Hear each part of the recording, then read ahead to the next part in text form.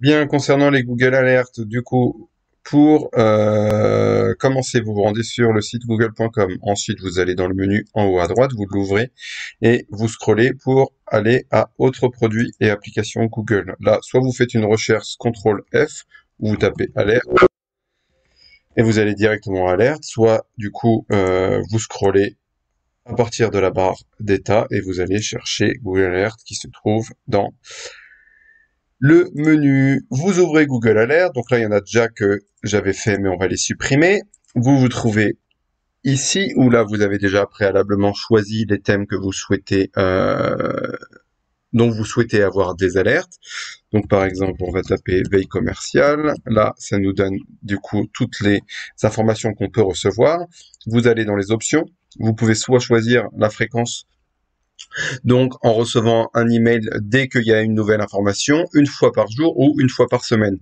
Vous pouvez également choisir les blogs en fonction de l'actualité de Google Actu par exemple, des blogs, du web, des vidéos, etc. Donc là, ça a sélectionné tout de manière automatique. Ensuite, vous pouvez filtrer par la langue. Donc nous, on va uniquement prendre le français. Vous pouvez filtrer aussi par la région, parce que ce qui m'intéresse sur la veille commerciale, c'est uniquement ce qui se passe en France et en français. Et vous pouvez choisir aussi entre tous les résultats ou les meilleurs résultats, enfin la dernière option, et que vous pouvez donc soit vous décidez de vous faire envoyer les informations à votre adresse, soit de créer un flux RSS. Donc là, pour cette veille commerciale précisément, on va créer l'alerte.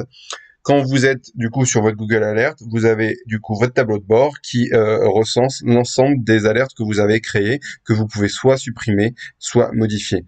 Donc là, on va en créer une autre. Voilà, où là, du coup, on voit ce qui nous intéresse ici, c'est de créer le flux RSS pour plus tard, pour quand on va créer le feedly, et donc de créer l'alerte en flux RSS. C'est-à-dire que là, vous avez créé un flux RSS et que cette alerte-là, vous ne la recevrez pas par mail. Et là, on voit bien ici avec l'icône que vous avez créé un flux RSS. Quand vous cliquez sur l'icône flux RSS, vous avez directement le lien RSS qui nous intéresse nous pour plus tard quand on créera le feedly.